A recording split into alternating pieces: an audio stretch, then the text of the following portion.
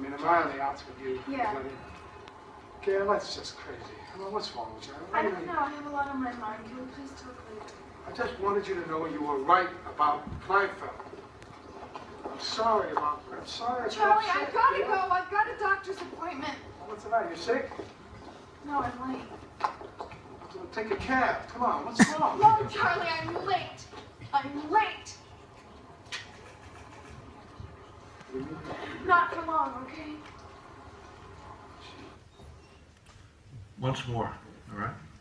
Nice shot, but what is it about this?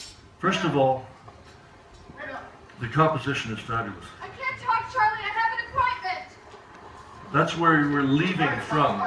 We're leaving from there to disappear. Me and him are finished. Whatever, right? I can't talk, Charlie. I'm caught. She is spread out, banging the right frame line. What a composition. She's psychologically trying to get out of this shot, which makes perfect sense given the content. Pacino comes up behind her and very wisely, I think, stays behind her. Because how many boring walk and talks have you seen with people side by side, blah, blah, blah, blah, blah, blah, blah, blah, blah, blah, blah. This is much more fascinating, and he's on camera, on full camera. And then he does a wonderful thing here. Look, he makes his own over. I mean, am I on the outs with you? Yeah. Gail, that's just crazy. I mean, what's wrong with you? I don't know. I have a lot on my mind. Can we please talk later? I just wanted you to And then it happens again. He's behind. I'm sorry about that. I'm sorry. Charlie, I've got to go. I've got a doctor's appointment. What's the matter? You sick? No, I'm late. So take a cab. Come on. What's wrong? No, Charlie, I'm late. I'm late. And on the second time she says, I'm late, everything stops. The emotional high point of this scene. And all stops. And look at their body position, that far apart. And then a wonderful thing happens. If we were zooming, it would be obvious. But because we are in motion, look what happens. He steps closer, and we move closer, a foot and a half closer. And then once more, closer, closer. I'm not going to have a kid who's not going to have a father. And it became an intimate shot just by virtue of that, those two little tiny moves, you know. So I love a lot of things about this. I love the way it's blocked.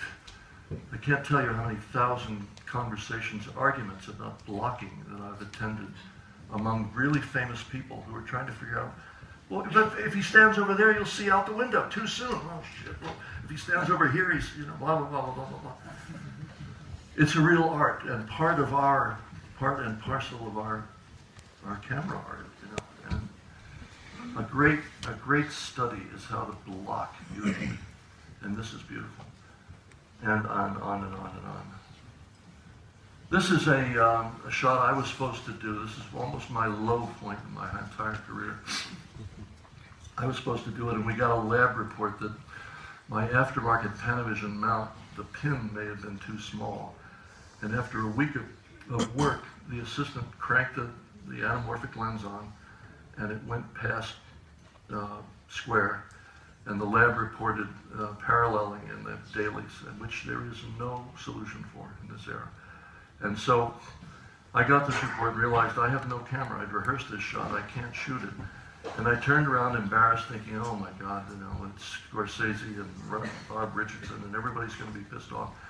And Richardson looks like he just got a birthday present. He's happy. He's calling for the dolly and for Gregor, his great focus puller, and his wonderful dolly grip.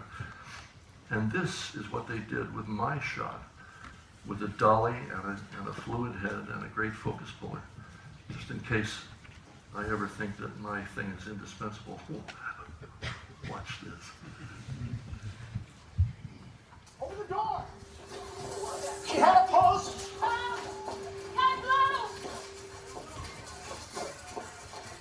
We're set up in two.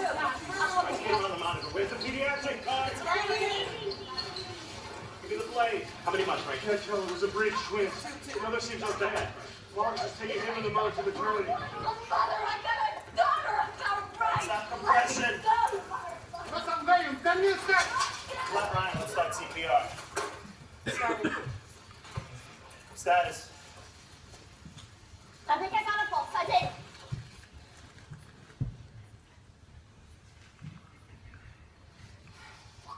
No, Give me an IV line. Call X-ray. IVG. Give me epinephrine. How long has she been down? About 10 minutes.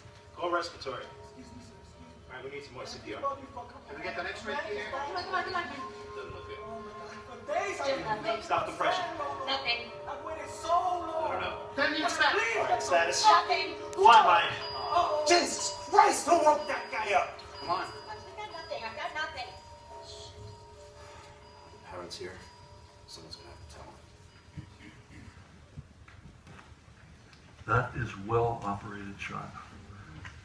And when they whip over to that instrument and then he comes back slow, that is really good. You can imagine I had to sit in dailies the next day, eating my liver, watching these guys jubilant over this shot, you know. But it just goes to show you the thing about it isn't Steadicam or anything else. The thing about it is the sensibility of operating. It is the will to make something happen with that.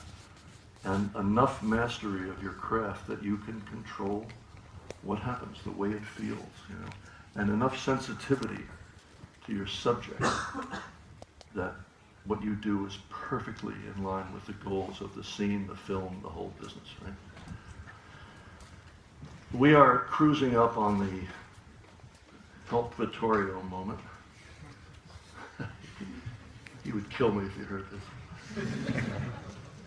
None of you will tell him, I'm sure. Okay. I have one more little thing for you. This is just the tail end of that reel that I showed you earlier. And then we will release anybody that wants to go quite happily. Don't worry about it. You won't miss a damn thing in the next hour. Worth seeing. This is the rest of my moving camera career in a nutshell.